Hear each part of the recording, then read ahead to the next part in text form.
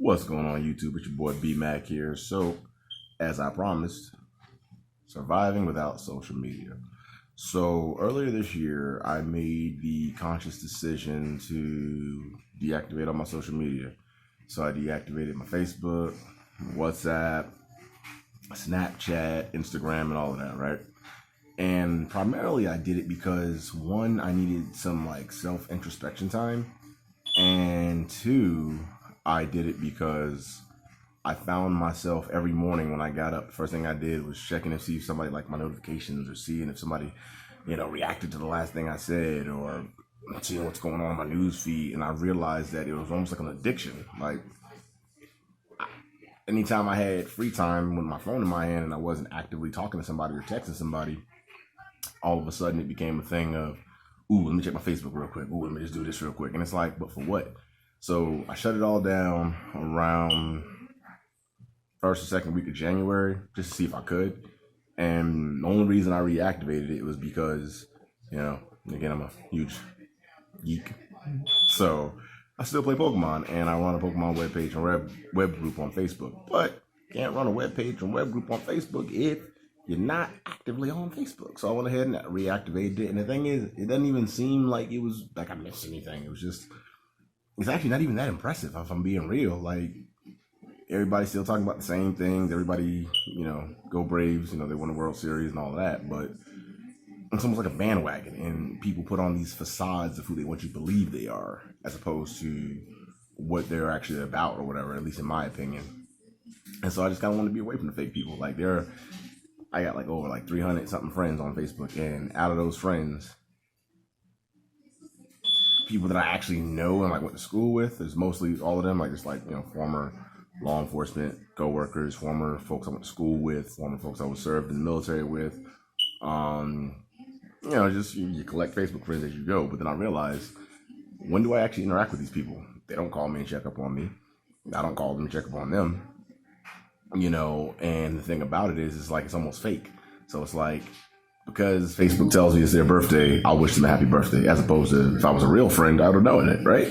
And just little things like that. I'm also in a band and our album's getting ready to come out soon, so I want to be able to promote it through that. I want to be able to promote my YouTube channel on Facebook, and that's where a lot of my audience is. So I wasn't doing myself, I was doing myself a disservice by not having any media, because how can I make media that I want people to follow and create, but I have nowhere to share it, you know what I'm saying? So I had to take a step out of myself and stop being a recluse for a second and go ahead and make that happen. So, I pretty much, here it is, November, went 11 months strong, didn't fold, didn't falter, never went back to it.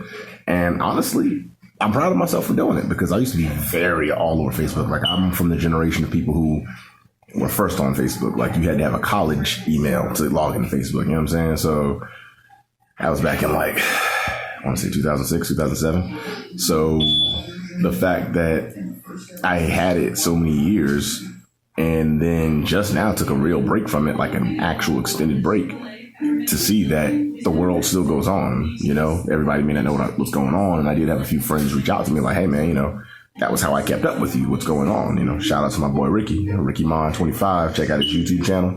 He's right now up for the Ultimate Hat Collection with I want to say it's New Era or Lids. Go vote for him. Check him out. There you go, Ricky. There's your plug. But anyway, so he had reached out to me and I was just damn, I didn't realize people actually cared what I had to say or missed my friendship. So in a sense, it was selfish that I did deactivate it, but it was selfish because for the folks that I know and that keep up with me, because I'm a fairly stoic individual and I don't randomly just reach out and talk to people. If we don't actively engage each other, I just don't. It's nothing personal. It doesn't mean I don't like you. It doesn't mean I have anything against you. It just means in my normal day-to-day activity, me conversing with you is not high on my list. It just doesn't. You don't weigh into the people in my life that weigh in my everyday decisions. So again, that's just my lone wolf way of thinking, or from what I've learned recently, Sigma personality traits. Apparently my personality type is Sigma type, natural loners, introverts, XYZ. But again, I had to withdraw myself because, one, too much of my business is being put out there. You know what I'm saying? I'm in a relationship, and at the time, my my spouse, for whatever reason, felt the need to share everything on the world about Facebook. And I just, I'm guilty of doing that in the past myself. And again, be careful what you post online is all I will say, because it's there forever for the most part, unless you know what you're doing to get rid of things, but that's another topic for another day. Point is, after taking this break, I feel like it gave me a lot of the much needed clarity. It gave me a way to weed out a lot of different noise, and it kind of just let me focus on myself and get my priorities straight. Because, at the time, I'm like, I can't be on no damn Facebook and all this social media, and I'm fucking looking for a job. That's not the move. Oh yeah, I got these many likes and posts, but if my ass is broke as shit. No, that's not what we do. So at the end of the day, I had to just kind of buckle down and worry about myself, worry about my family, my kids and everything, and do what I needed to do. So that's my little PSA. Social media isn't horrible. It's not evil. It's not the devil.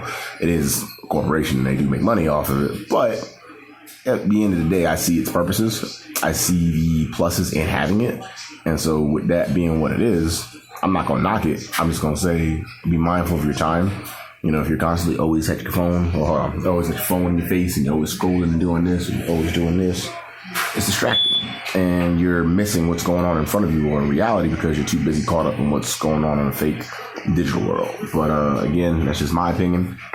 You don't have to believe it or like it, but you can weigh in, let me know what you think. Like, share, comment, subscribe. Again, the goal is to get to 500 subscribers. I don't know who recently unsubscribed, but shame. But it's all good. If you don't like my content, you ain't got to be subscribed. I mean, real talk, it's Mackonreal. So I'm going to bring it to you how I see it. And we're going to continue to keep it pushing. So that's my video for this week. I'm going to see y'all next week sometime. Hopefully I'll have another topic of interest to talk about, and we'll keep it pushing, all right? Be blessed, everybody.